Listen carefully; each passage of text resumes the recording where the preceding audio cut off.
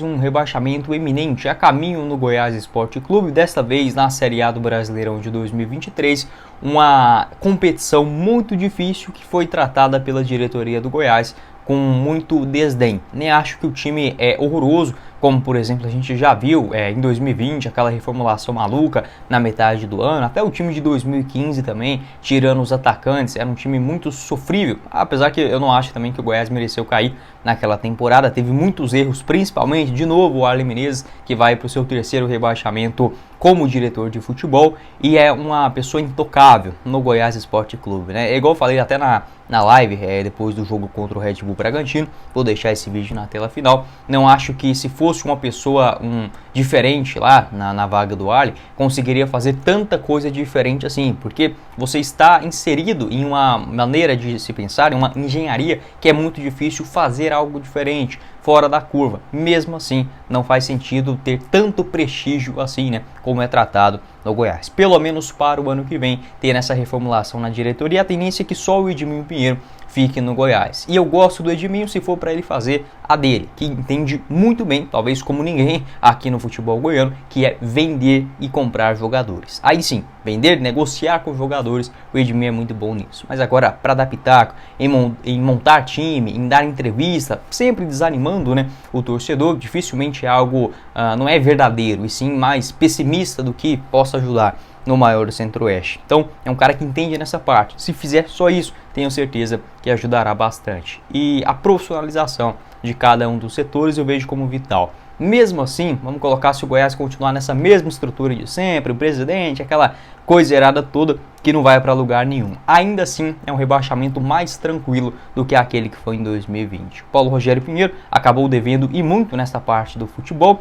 e eu diria que até por falta de coragem, talvez até um medo, por conta do último rebaixamento, onde o Goiás acabou se endividando. Acredito que isso tenha pesado para o Paulo Rogério não ter feito um investimento, ter liberado uma verba maior para a contratação de jogadores, principalmente na metade do ano. É igual eu falei, eu acho o time do Goiás bom, eu não vou mentir para vocês, eu acho que tem sim alguns valores interessantes, talvez 10, 8 jogadores bons, igual o Tadeu, acho o Maguinho muito bom, Bruno Melo, Lucas Alter, Sander, gosto do Rafael Guzzo também, acho a contratação um bom achado no meio de campo, ainda demora para se adaptar, é natural. O Guilherme Marques, tem o Morelli, alguns bons reservas no ataque, igual o Alan, o Vinícius, o Palácios, mas é pouco para uma Série A de Campeonato Brasileiro, sabe? Acho que poderia ter contratado esse tipo de jogador lá no começo do ano. Algumas contratações também que chegaram com uma certa esperança e acabaram não dando certo, igual o Matheus Peixoto, o Felipe Ferreira também,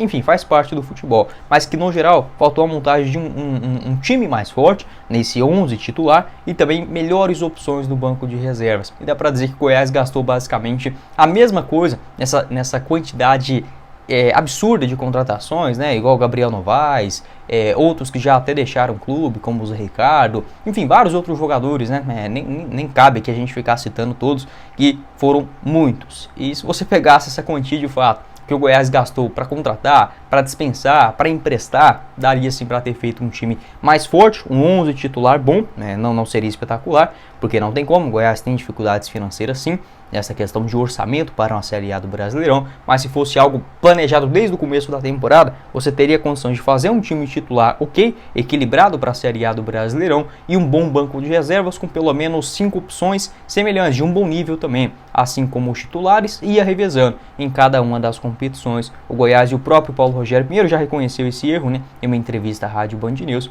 falando que o Goiás contratou muito mais quantidade do que qualidade, e colhendo os frutos agora também no final do Brasileirão. Então, se o Goiás começasse exatamente com esse time que ele está agora, no começo do mês de novembro, eu garanto para vocês, com esse time e o Armando Evangelista desde o dia 1º de janeiro, o Goiás não seria rebaixado na Série A do Brasileirão. Por quê? Porque existe um poder chamado longo prazo, quando você dá tempo para os jogadores se conhecerem, dá tempo para o técnico implementar as suas ideias de jogo. Se continuasse com o Jair Ventura com esse mesmo time do Goiás, eu também tenho uma grande expectativa que o Goiás não seria rebaixado. Quer dizer que o Jair é melhor do que o Armando? Não, mas seria um trabalho em sequência e ele conhecendo melhor os jogadores também, enfim, indicando, né, não essa mudança, o Goiás que começa um Brasileirão com um técnico interino, algumas coisas que não são mais toleradas, né, em um futebol de tão alto nível. Então acho que o Paulo Rogério Pinheiro, ele ficou assim, receoso pelo último rebaixamento e não quis tirar, vamos colocar aí mais 7 milhões de reais, eu acho que seriam suficientes para o Goiás ir no mercado e contratar mais um bom ponto esquerda, outro bom zagueiro, um outro bom meio campista, mais um outro centroavante, sabe? 4 boas contratações aí de 200, 300 mil reais. O Goiás não quis se arriscar tanto assim e vai morrer com a mão no bolso, né? Porque o Goiás tem sim grana para gastar. Se ficar na Série A para o ano que vem, algo que dificilmente vai acontecer, mas a perspectiva do próprio Paulo Rogério era do Goiás começar o ano com 60 milhões de reais em caixa, no bolso livre. Isso só de você colocar em uma aplicação simples aí, 60 milhões de reais. Se eu não estiver fazendo a conta aqui errada, cara, 10% disso vai dar 600 mil. Né? Você desconta algumas pendências, né? Enfim, você coloca aí 50 mil reais, 500 mil reais por mês, só de rendimentos, né? Em cima desse valor. É algo extraordinário, né? Isso eu estou falando de qualquer investimento em mais seguro, em uma XP da vida.